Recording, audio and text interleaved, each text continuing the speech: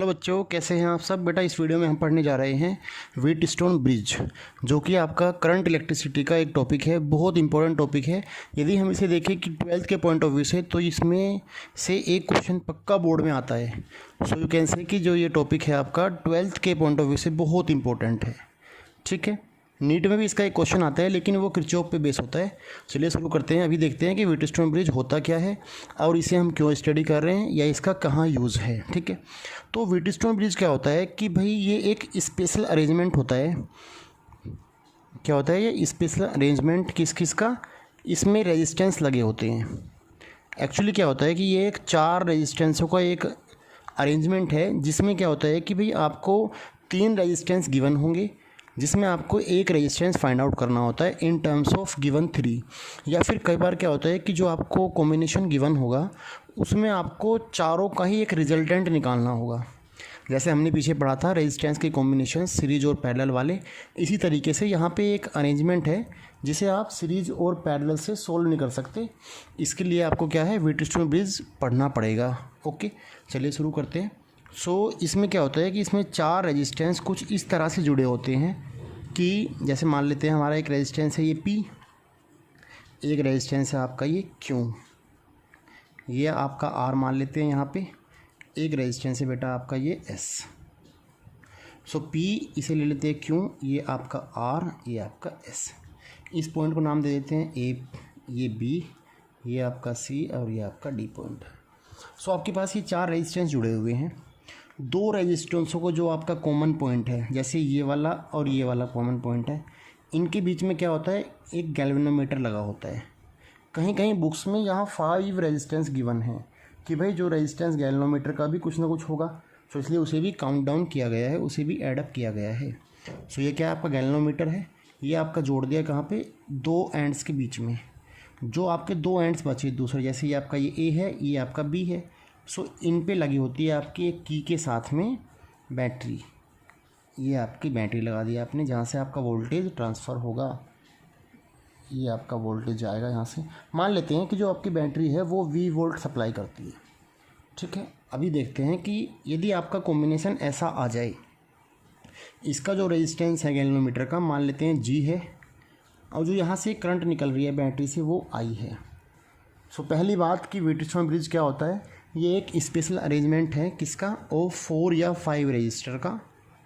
4 register and 5 register और 5 register.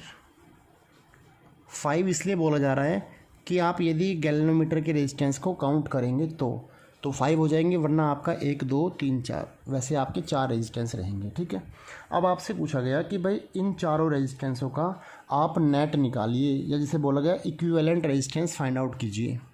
Wheatstone bridge में 2 condition होती है। एक होती है आपकी बैलेंस कंडीशन, एक होती है unbalance condition. Balance and unbalance condition. अभी बात करते हैं बैलेंस कंडीशन क्या होती है। तो देखो, बैलेंस कंडीशन में क्या होता है कि जो आपका गैल्वेनोमीटर है, यदि आपके गैल्वेनोमीटर में कोई डिफ्लेक्शन नहीं आ रहा है, मतलब जो उसका नल पॉइंट है गैल्वेनोमीटर का, वो यदि एकदम स्ट्रेट खड़ा हुआ है ऐसे, उसमें क्या है, देयर इज़ नो डिफ्लेक्शन। कहाँ पे, गैल्वेनोमीटर में यदि कोई डिफ्लेक्शन नहीं है, आप बोलेंगे कि भाई वो जो आपका ब्रिज है ये पूरा, जहाँ पे आपके 4 रेजिस्टेंस लगे हुए हैं कुछ इस तरीके से PQRS, तो चारों के चारों जो रेजिस्टेंस है वो कैसे रहेंगे, आपके बैलेंस रहेंगे। यदि कोई डिफ्लेक्शन नहीं है गैल्वेनोमीटर में, दैट मीन्स यू कैन से कि वहाँ पे कोई करंट भी नहीं है, करंट की वैल्यू 0 है। यदि करंट की वैल्यू 0 है, जो आपकी ये ब्रांच है C और D, इसमें क्या है, पोटेंशियल डिफरेंस 0 है दोनों के बीच में। तो यहाँ पे पोटेंशियल डिफरेंस भी 0, करंट भी 0। क्या होगा, इस वायर के अंदर से कोई करंट फ्लो नहीं होगा। कौन सी में से, C एंड D में से कोई करंट फ्लो नहीं हुआ। In C and D branch there is no current.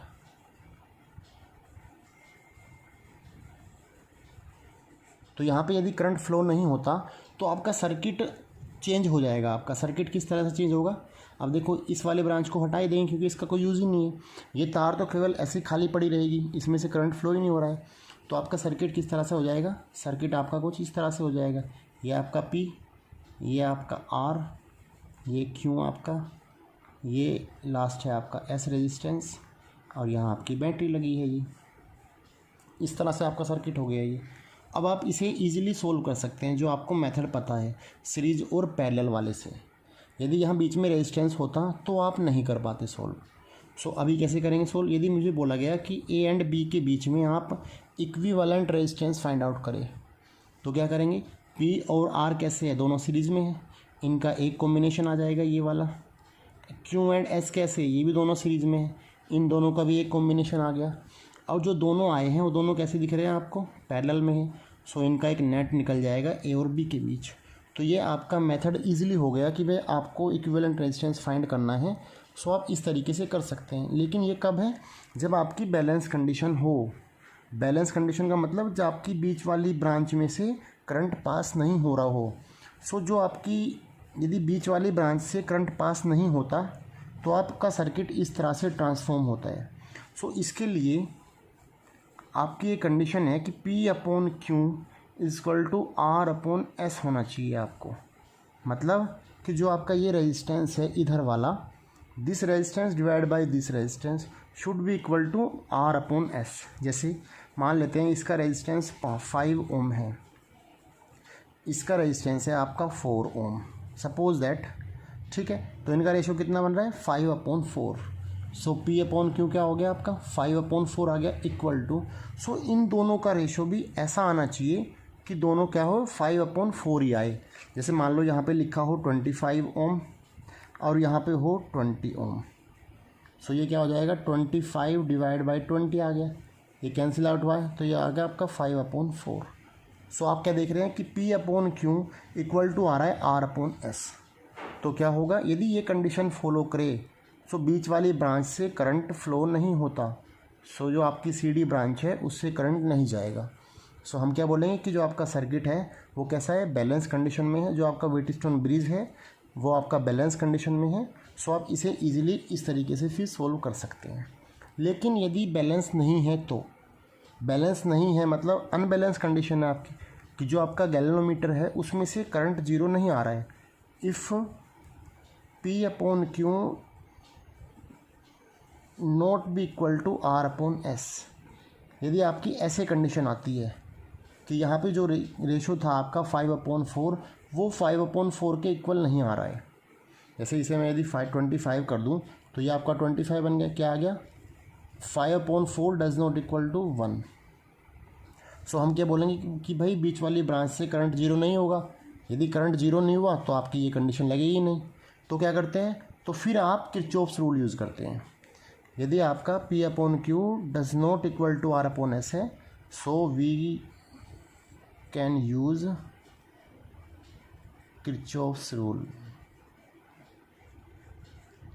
जो कि हमने लास्ट वीडियो में पढ़ चुके हैं। जिसने वीडियो का नहीं देखी है वो वाले, तो यहाँ पे लिंक गिवन है डिस्क्रिप्शन में, आप वहाँ से उस वीडियो को देख सकते हैं कि किरचॉफ्स रूल क्या होते हैं और कैसे अप्लाई करते हैं और किस तरीके से किरचॉफ्स को यूज़ करके रेजिस्टेंस फाइंड आउट करते हैं। ओके बेटा, so we can use Kirchhoff's rule.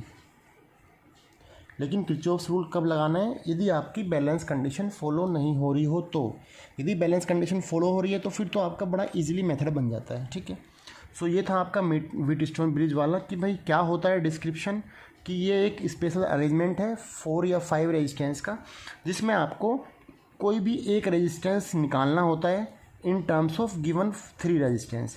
जैसे यहाँ पे आपको मान लो P निकालना है मेरे को, सो आपको R, S और Q की फॉर्म में इजीली आप एक निकाल सकते हैं। ठीक है, या फिर दूसरा यूज़ क्या है इसका, कि आप इसका पूरे सर्किट का इक्विवेलेंट रेजिस्टेंस फाइंड आउट कर सकते हैं व्हीटस्टोन ब्रिज से। ओके, दूसरी चीज़ कि इसकी कंडीशंस क्या है, 2 कंडीशन होती है, एक होती है बैलेंस कंडीशन, एक होती है अनबैलेंस कंडीशन। बैलेंस कंडीशन में क्या होता है कि यदि आपका P upon Q equal to R upon S है, सो जो बीच वाली ब्रांच है आपकी जिसे हम बोलते हैं गैल्वेनोमीटर, सो उसमें से वहाँ बिल्कुल करंट जीरो फ्लो होगा आपका। सो आपका सर्किट एकदम ट्रांसफॉर्म होके एक जनरल सर्किट बन जाता है, जिसमें आप इजीली रेजिस्टेंस के कॉम्बिनेशन यूज़ कर सकते हैं, चाहे वो सीरीज हो या आपका वो पैरेलल हो। ठीक है, दूसरी कंडीशन है अनबैलेंस।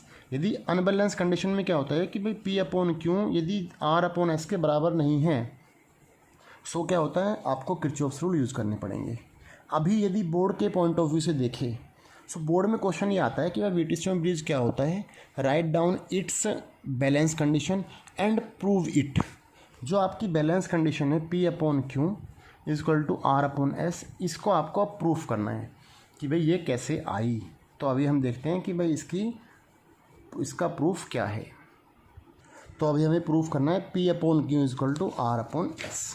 ठीक है, अभी हमारे पास सर्किट क्या था आपका, ये आपका सर्किट था। तो जो इसका प्रूफ है वो हम करेंगे किरचॉफ्स के लॉ से। ठीक है,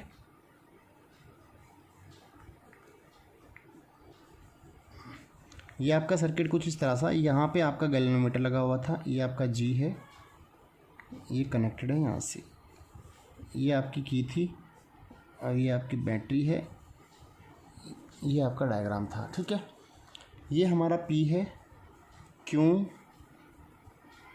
आर एस ऐसे कर लो, या फिर पी क्यू किसे कर लो, कोई फ़र्क नहीं पड़ता उससे। ठीक है, अभी देखते हैं कि यहाँ जो बैटरी लगा रखी थी, यहाँ से सपोज करो आई करंट फ्लो हो रहा है।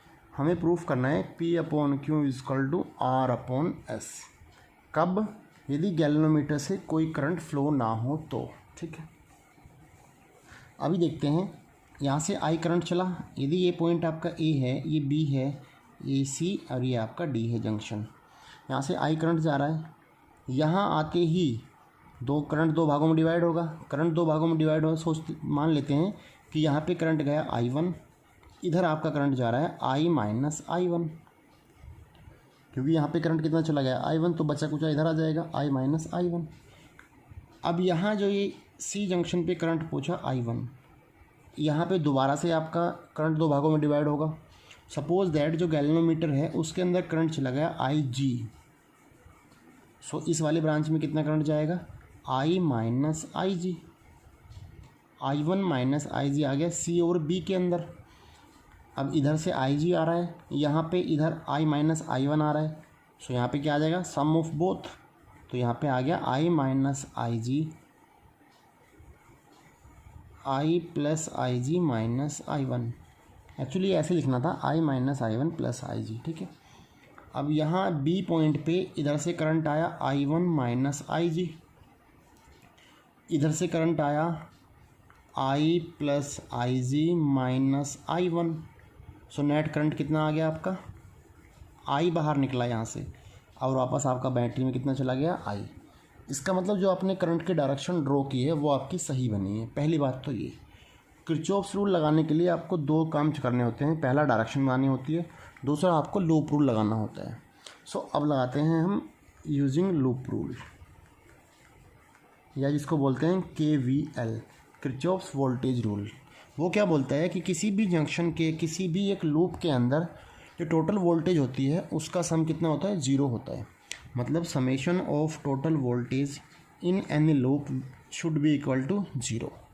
सो अभी हम मान लेते हैं कि इन लूप जा रहे हैं ए से सी की ओर।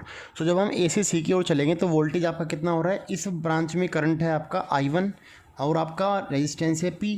सो आपका वोल्टेज कितना हो गया ए और सी के बीच, V इक्वल टू IR होता है, तो यहाँ पे हो गया P इंटू I1।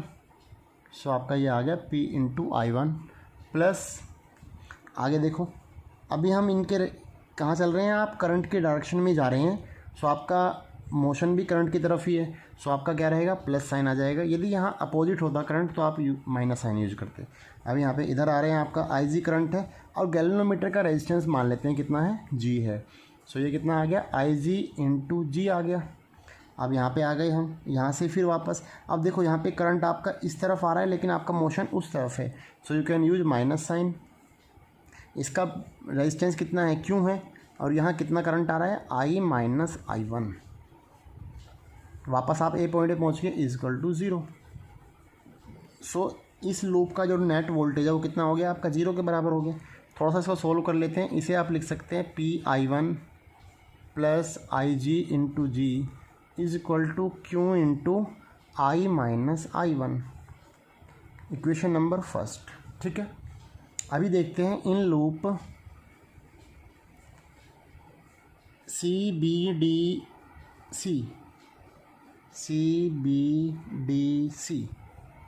इस वाले लूप में अभी लेते हैं हम लोग CBDC में।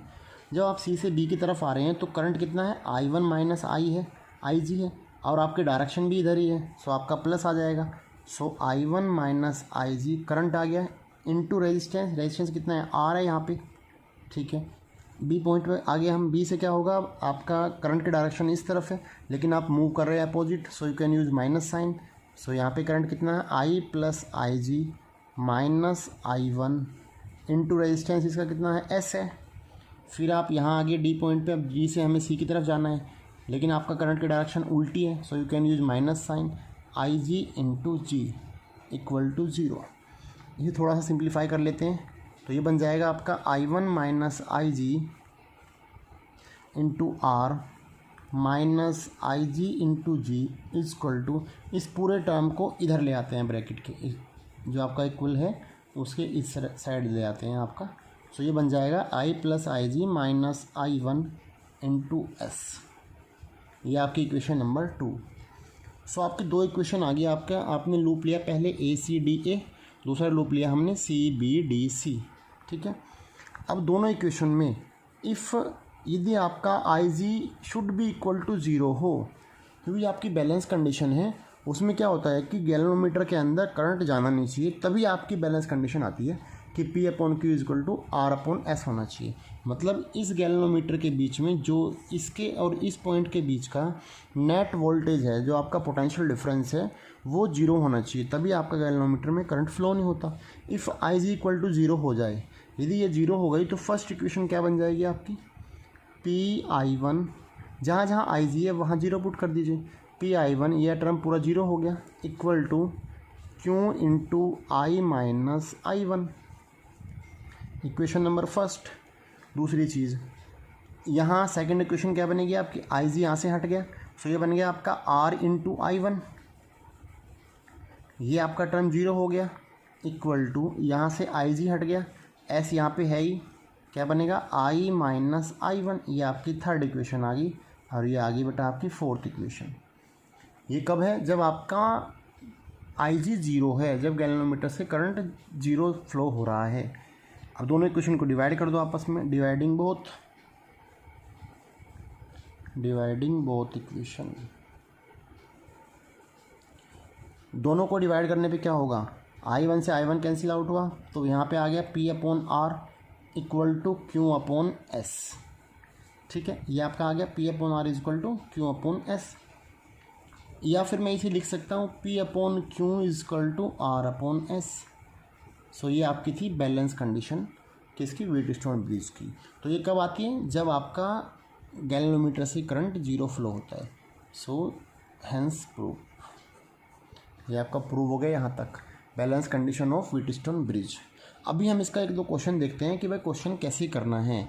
किसी भी व्हीटस्टोन ब्रिज में कहीं पे आपको गिवन हो सर्किट, वहाँ पे व्हीटस्टोन ब्रिज बन रहा है, तो आपको कैसे अप्लाई करना है इस चीज़ को, बैलेंस कंडीशन को, ठीक है।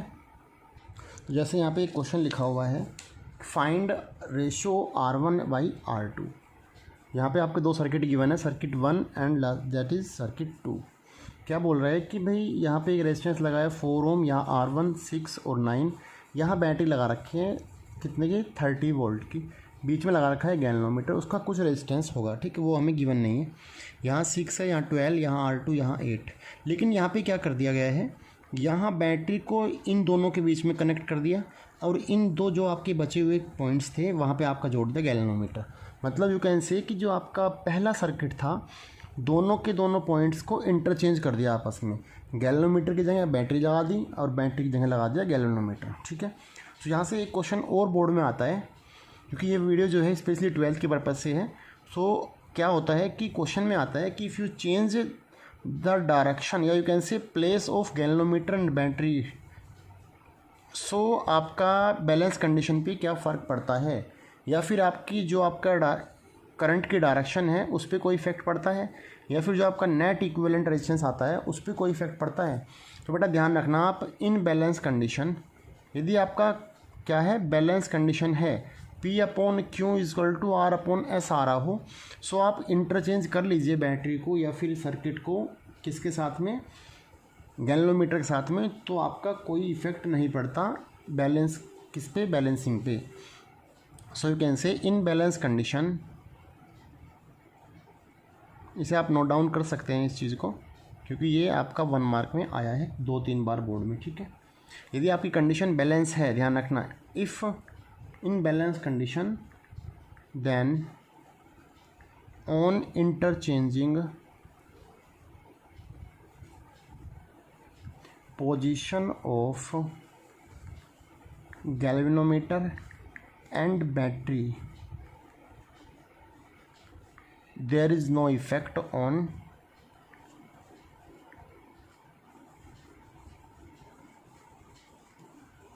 balancing of the bridge।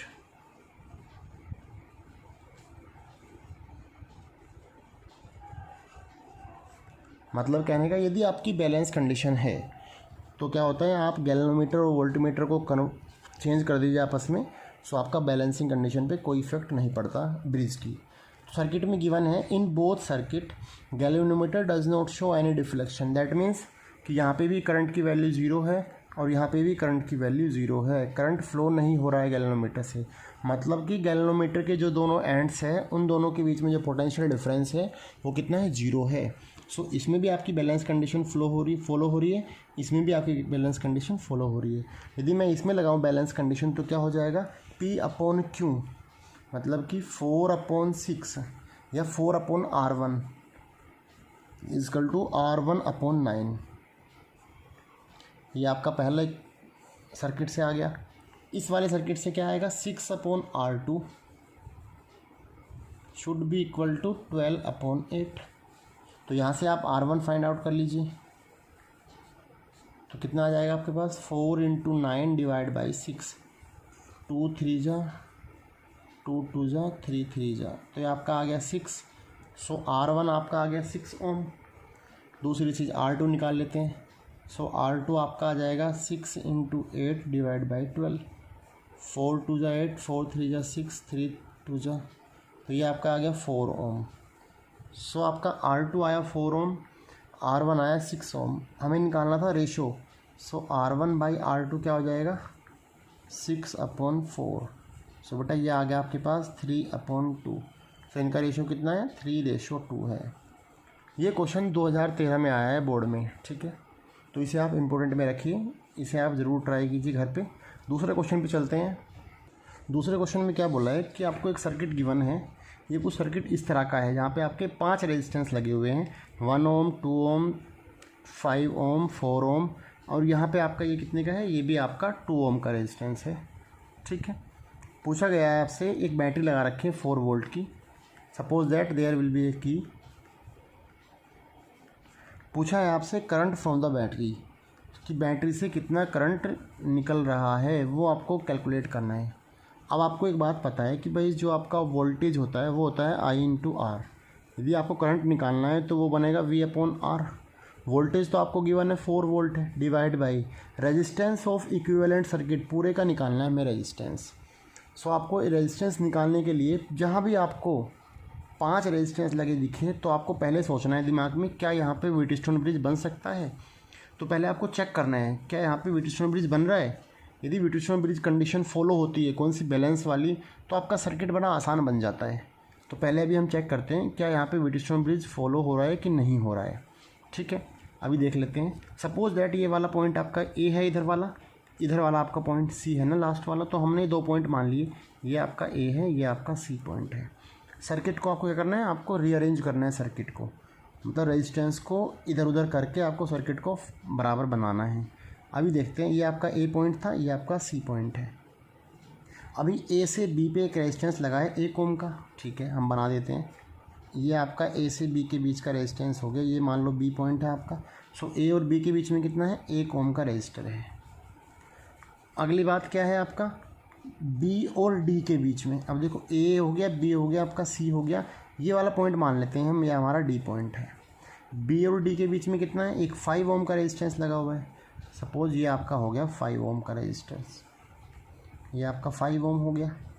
फिर बी और सी के बीच में एक ऊपर से जा रही है वायर जिसका रेजिस्टेंस कितना है 2 ओम है, बी और सी पे है, मतलब इन दोनों पॉइंट्स के बीच का ये रेजिस्टेंस हो गया, ये आपका आ गया बेटा 2 ओम।